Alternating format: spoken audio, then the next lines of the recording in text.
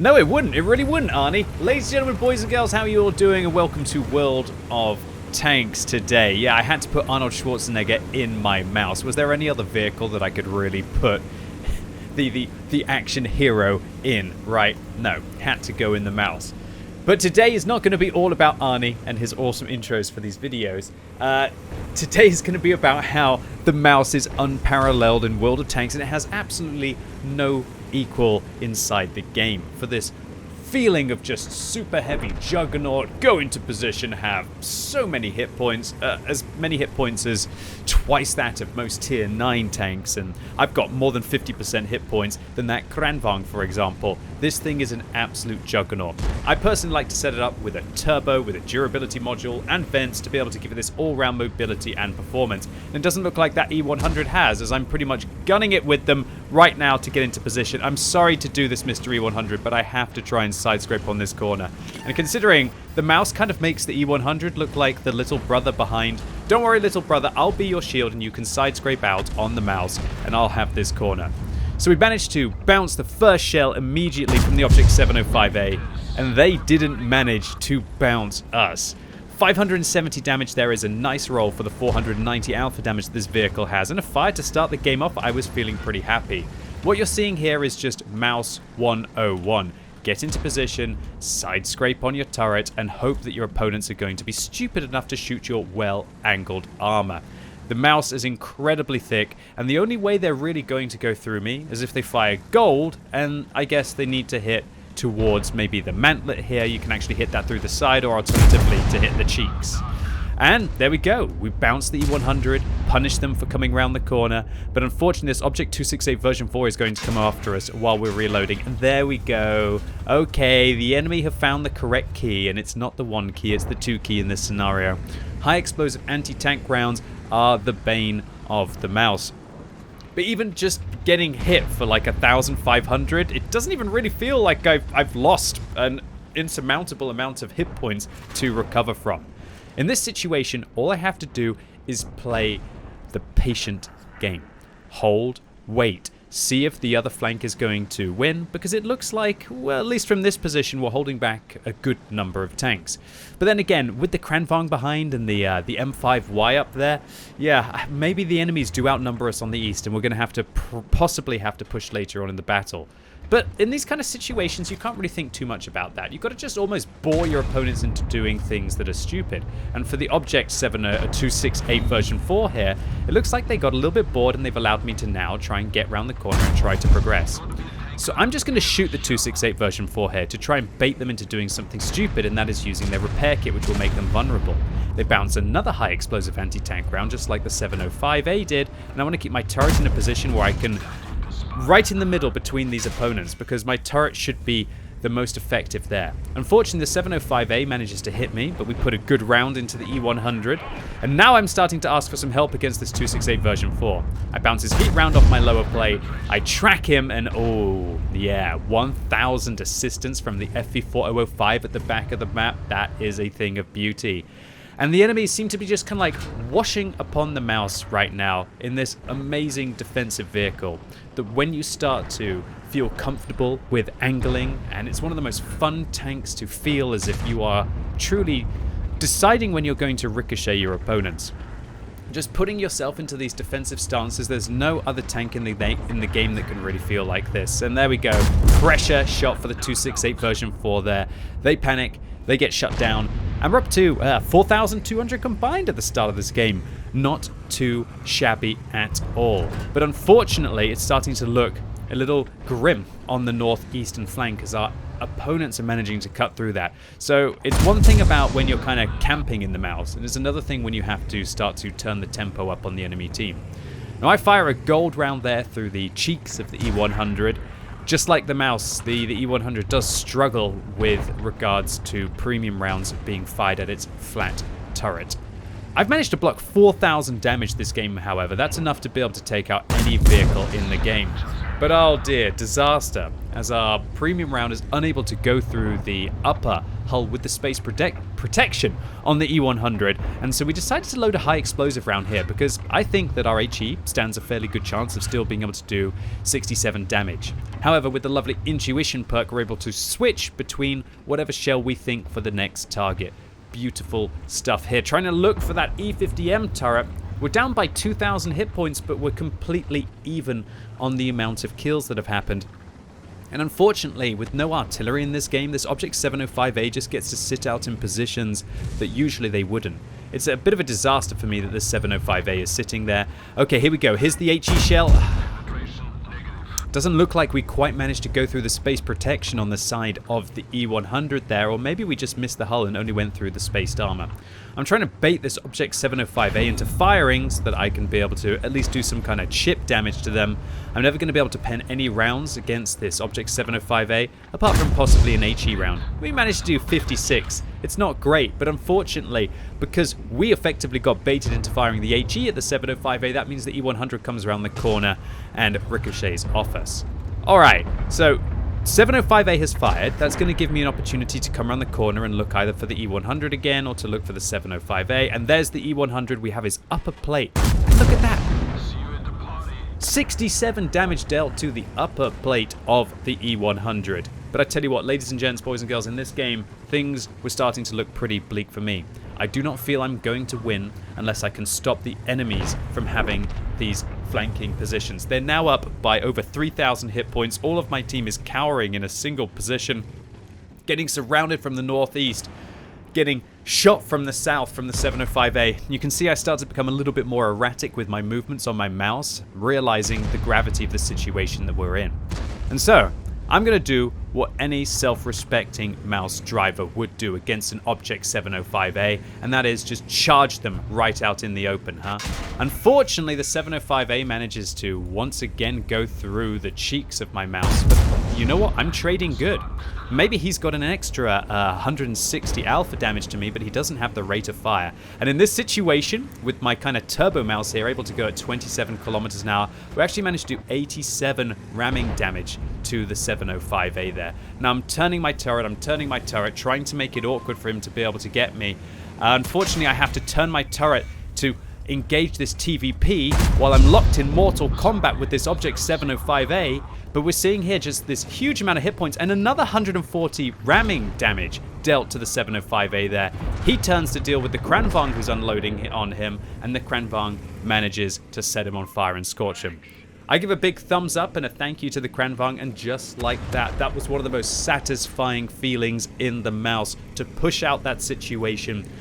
Literally, just drive at the Object 705A, do a significant amount of ramming damage to them, 200 with those micro bumps, even against a tank that weighs 100 tons, and just put the pressure on them by angling your turret, going up in their face, and just making sure that you connect your shells as well. And being cool enough, even in the battle, to realize, okay, don't worry about the 705A, got to go for the TVP in this situation, and then turn it around. And just like that, because we've now got rid of the Object 705A, that means that my team can now go and work along these positions here, along the top of the ridge, and we can put some pain on the tank destroyers down below.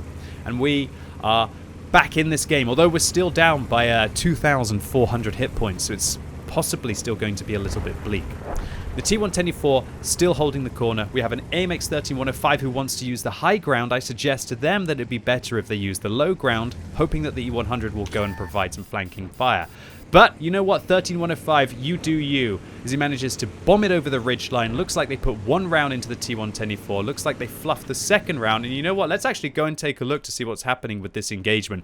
With the 13105 locked in combat, I'm going to fire at the Object 140 who's out in the open here, managing to do 500 damage to them. And this 13105 is giving the runaround on the T-124, while the Kranvang then supports another ally in managing to finish them off. And just like that, now the hit points are neck and neck in this game, or at least they were until this Object 140 starts railing on the back of my E100's turret. I want to get up on this ridge. I want to try and stop this Manticore from doing his thing. And I'm just hoping that my team is going to be able to dig out that Object 140. And the 13105 continues some excellent plays here, shutting down the Soviet medium tank, and hopefully they're going to be able to have some crossfire against the Manticore, but unfortunately, a full health 60 TP on the other flank shuts down our Kranvang. And our mouse, while it doesn't have the worst accuracy, yeah, that one whiffs the lower plate on the 60 TP. Alright, so in this situation, once again we're down by 1,100 hit points. We've got a full health 60 TP sitting in the corner of the map, and one of the most sneaky tanks in the game, the Manticore, on 3/4 of their hit points, now being pressured by the 13105. I was really hoping that this engagement was going to go well for the 13105 as he tries to control the mid-ridge, and our little hero is tearing it up. Unfortunately, he misses the Manticore once, hits the Manticore the second time, and is in a vulnerable position now to be hit by the 60 TP. And so, I decide, why would we go into the corner against the enemy's defensive positions when the corner of this map is irrelevant? So, maybe I'm one of the slowest tanks at tier 10. Maybe I'm not intended to be the vehicle that's going to be driving all over the map doing all of these crazy things. But I decided that I wanted to pressure the cap because I didn't fancy my team's chances driving towards a 60 TP that is hull down and on full hit points in the corner. And sometimes in the mouse, you're not the fastest of tanks. You're not able to progress over wide open fields. And the best thing to do is to apply pressure to force the enemies to come to you. And looks like I was right. Now we're down to 765 hit points, down to against 3,000 hit points on the 60 TP and the Manticore combined.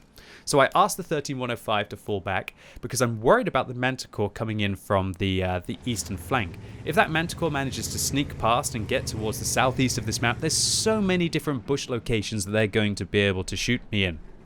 Or shoot me from, I should say. And so if we can get the 13105 to at least be in a cover position to shut down the Manticore if they get spotted, then the 13105 might be able to continue to cap.